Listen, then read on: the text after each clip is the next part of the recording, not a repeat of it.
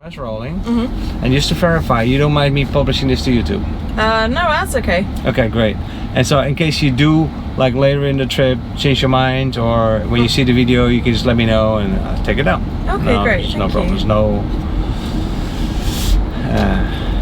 There's no requirements or whatever.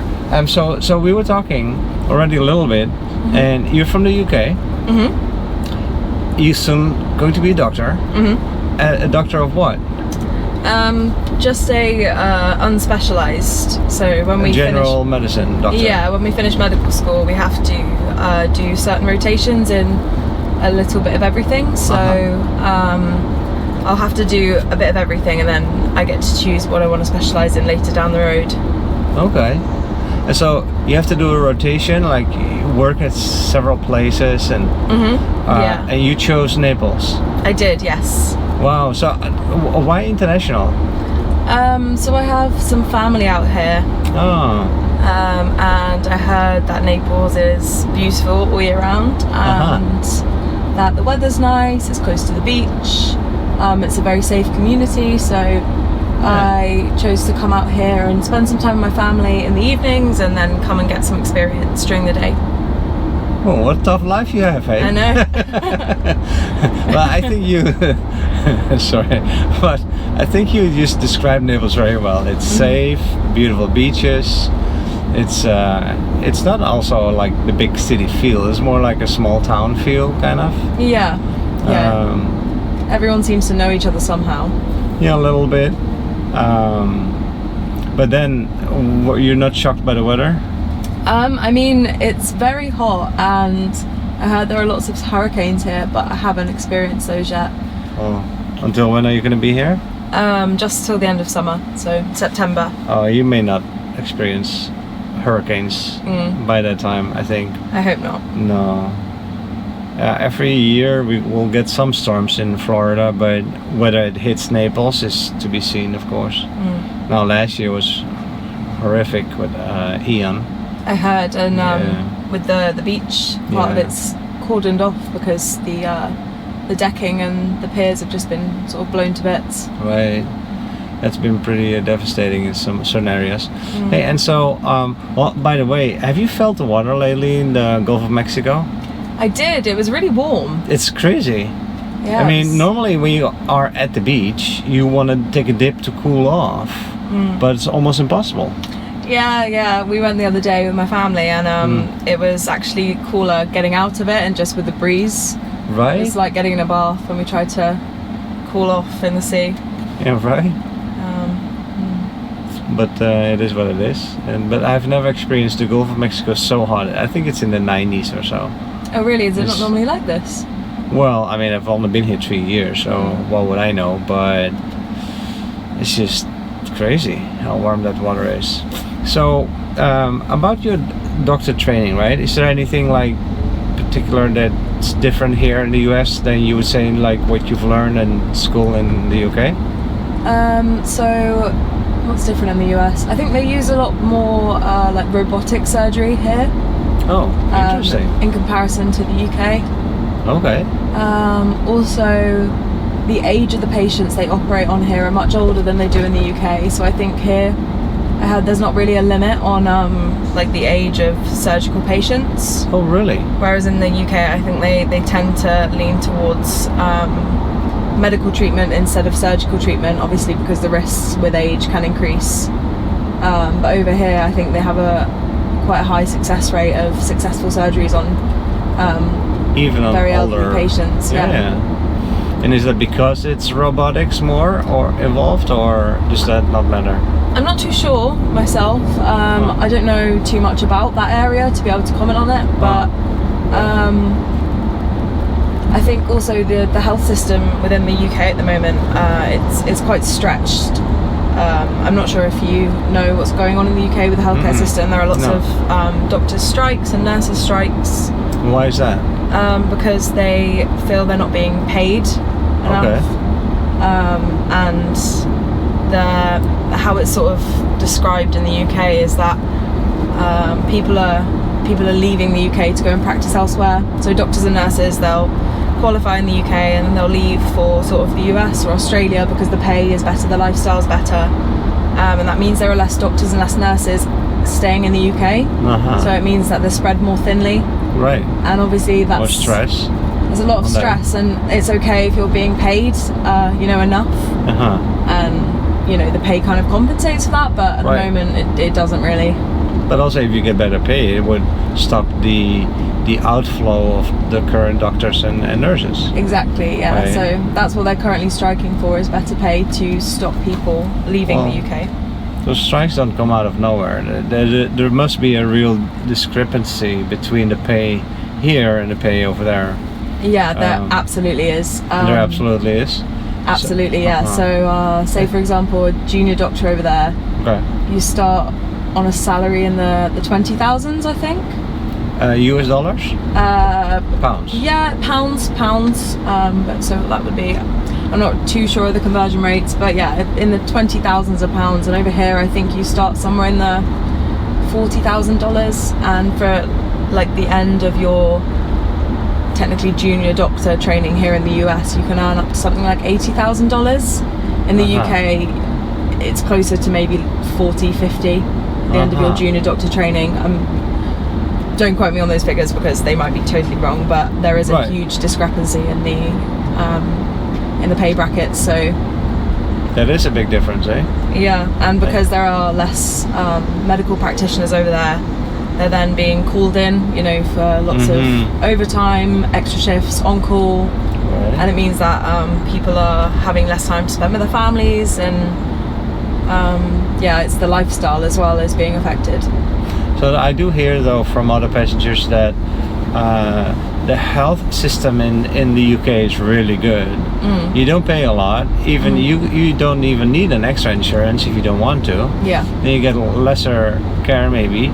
But if you do take a small, $500 a year kind of extra insurance, you get the best care possible. Yeah. In the UK, that's quite amazing. Yeah. Yeah. I mean, here, the NHS is great. Yeah. So for the people, for the patients, it's really good in the UK. And then again, if you have cancer treatment and you want the best of the best, people still go here to the US. So I guess that maybe technically the US is a little bit more advanced, but it's also more expensive here. Because insurance here, I'm paying like $500, $600 per month. Wow, that's a lot. Just for 2 people, just my wife and myself at the moment. So that's crazy expensive here, but apparently they say that the quality of the care is really good here. Anyway, it's interesting. I'm also curious more about these robotics. I've never heard of that. I've never seen that. So how does that work? How is that? Is that just the robot does it by itself, or is there the surgeon on the other end, or? Yeah, so I haven't started my robotics observing yet. But from what I've been told and what I gather, and again this might be incorrect, but it's a surgeon operates the robot.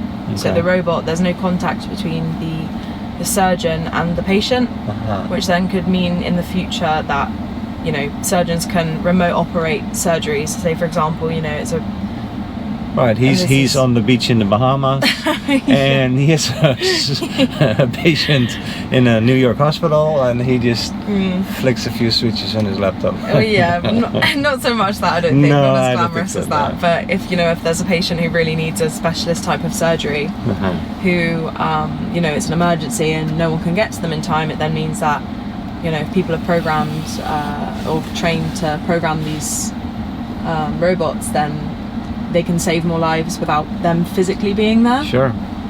So I think it's really great for the future and what that could mean for sort of you think patient that care. In the future with AI that robots are just going to take over surgeries? That we're going to get surgery just by robots? I mean, that's a very wide I'm not too question, sure. But me personally, I feel like you can't, especially in medical care, you can't really replace a human with a robot. There are so many elements of patient care, like compassion. Exactly. You if you went in with a problem so and you were true. worried, I mean, I don't think seeing a big machine or a robot would calm you down or make you No, feel like you're being taken care of. You'd think, oh, what if it, malfunctions or anything like that.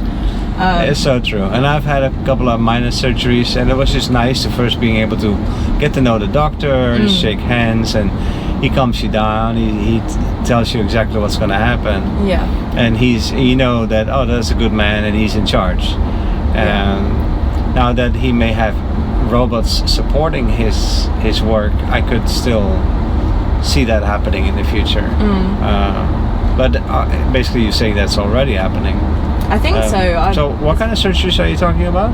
So I'd love to answer that question, but I don't know at the moment. Okay. I'm sort of just over my first week into this experience. All right. So you just arrived? Yeah, I arrived maybe 10 days ago.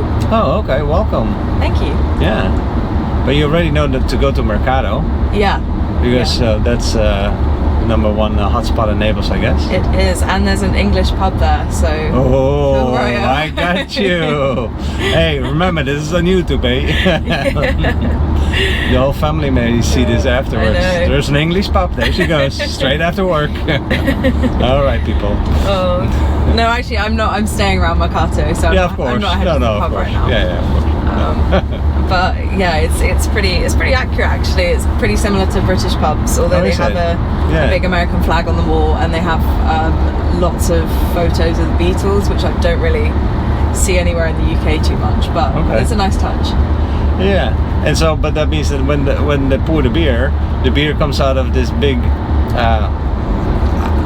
In English pubs, I'm imagining these big handles that they squeeze the beer out of the barrel. Yeah. And then, but it has no foam on top.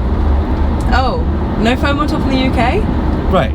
Yeah, I mean that's when you ale mostly, I think. Oh, okay. No foam on top, and then the liquid goes to the brim. To the brim, yeah. And you have to slurp the first drink. Yeah, that sounds. I think that's ale. Yeah. Oh, that's ale. Oh, okay. And so, what is a regular beer? A lager beer? How does that still have foam on top? Yeah, lager has foam on top. Yeah. But I always amazed the UK beers they're like buckets. Yeah. They're just like humongous. They are huge.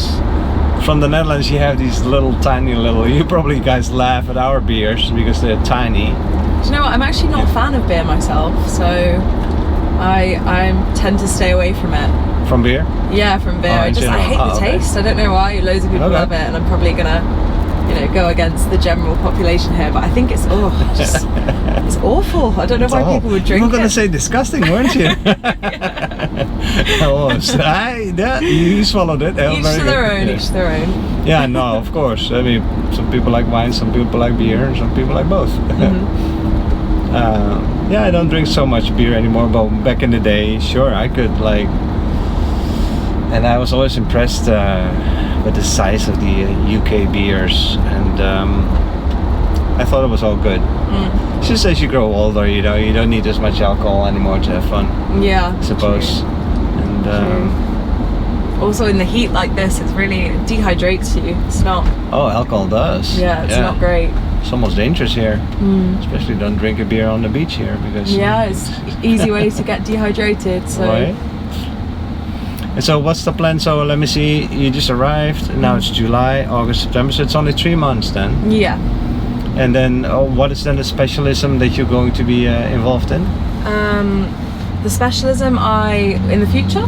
No, here in the hospital where I picked you up. Here, so I'm going into cardiology. Okay, interesting. And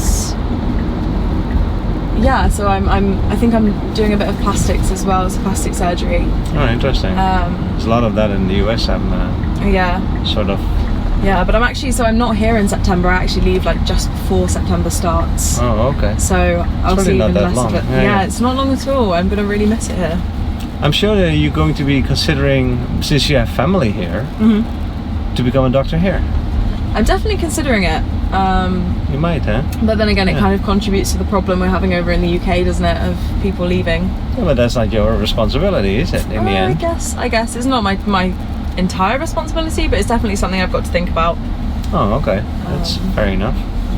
but I could imagine that, yeah, I mean, because you have family here, you're a free person, you can work wherever you want. Yeah. And if it's appealing here, I guess I also feel the need to contribute back to the NHS because it's done amazing things for my family members, so Okay.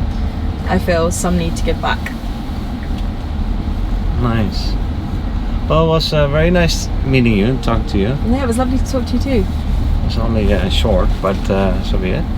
And so I drop you off at that square in the front. Yeah, just there? actually just here's fine. Just here is Yeah, fine? that'd be great. Well, let me let you out here. Oh, thank you so much. Yeah, nice talking to you, and It was lovely talking to you too. please like and subscribe. I will. When will the video be out? Sorry? When will the video be out? In about a week. In about a week. Yeah, I still have a backlog of about 5-6 videos, so and then it's your turn. Okay, cool. Okay, great. Bye. All right, bye, Kate. Have a good day. You too. Bye. Bye.